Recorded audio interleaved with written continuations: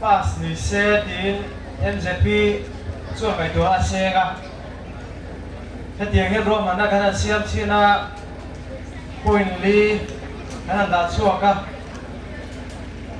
voin ni nga di se ba sam ni le som ni pali zo face west phai le na ya palai te chuan a hnuai ta la nang he thuro lum kan siam dia pakhat na India Burma Bangladesh le ram sang sa zo fa te hi thi sena una kha khat kan lia ram ri min tender ma se nam nun phung in nam zein ang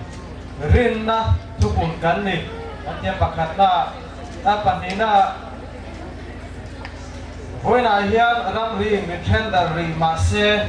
eng tiknia emo chuan ram ro re na pakhat noya kan la om khom ang ti kan ring tlat ani pathum na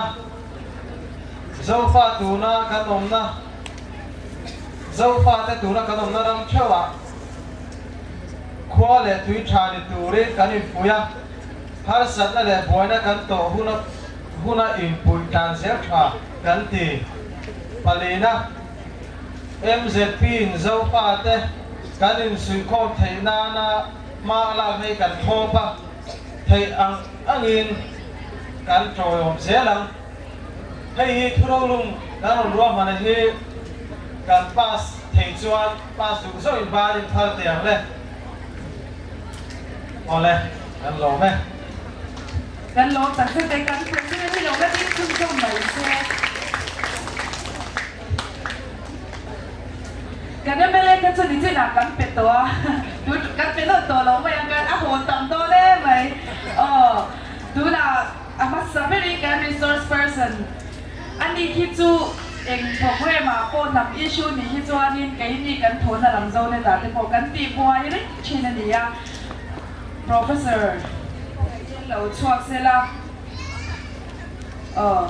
professor jang khom do nge la ni ya sas le mi citation ni kan pe khong a in ama choi om tu anu pui po lo chuak se he MZP sas mo ta ki kan la gel do na ni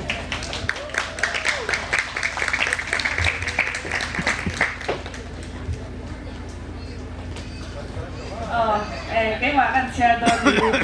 lúc thứ sáu na professor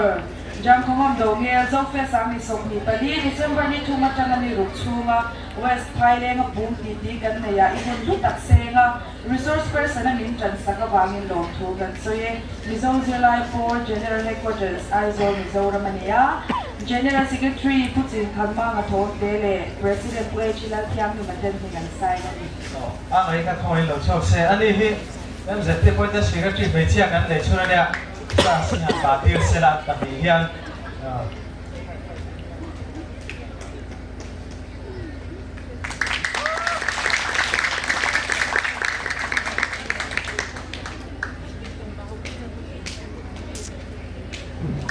ale kan lo tak se se ta kan chuna mun kan ban thei to ama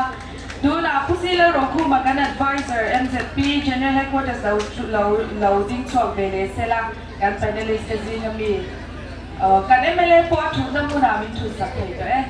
kan long tak se zete kan thu na pun lampak kapan se to maya apoy la kan long tak se zete ni